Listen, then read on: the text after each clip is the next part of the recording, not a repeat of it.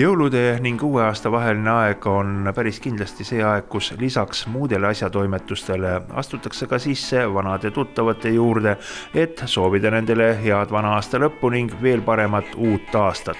Tegi ka Nurgakivi sellise tiiru ära ning üks koht, kuhu sisse astusime, on firma Soodne garderoob Mulla tänava mööblimajas asuv salong. Kuidas Soodsel garderoobil aasta läinud on?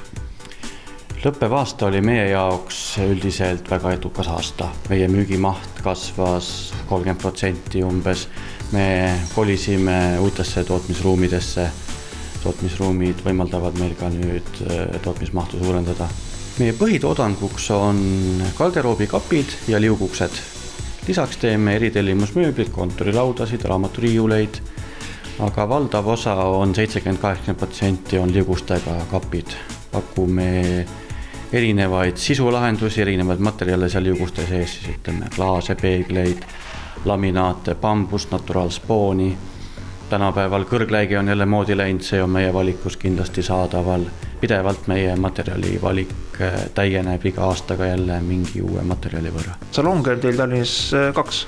Jaa, meil on 2 salongi Tallinnas, üks asub mööblimajas, Mulla 1 esimesel korrusel ja teine salong, mille me aasta tagasi avasime, asub siis Kadaka tee 70C keskus. Kadaka keskuses. Just.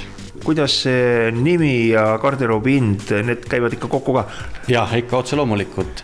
Kui ma selle firma masu ajal lõin, siis torkas mulle pähe, et ma tahan teha taskukohast toodet, aga et ta jätaks mingit odavamaigulist muljet.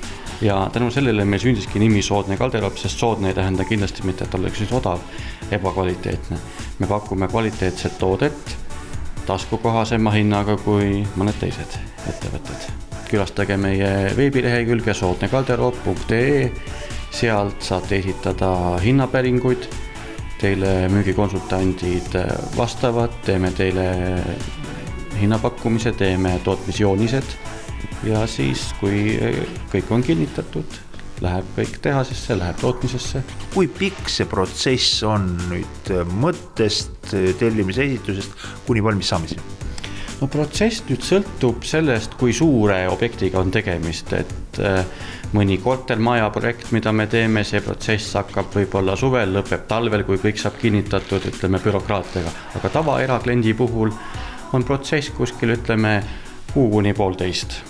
No see on tegelikult üsna huvitav jälgida. Kas sobiks, et Nurgakivi tuleb uuel aastal siia tee juurde tagasi ja siis võtame selle protsessi tükk haaval ette, alates tellimusest kuni selleni, et pintsaku saab kappi?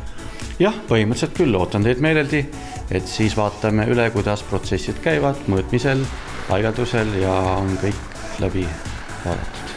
Ja nagu öeldakse siis, meest sõnast, ärgas arvest ja Nurgakivi on uuel aastal Soodsest garderoobist tagasi.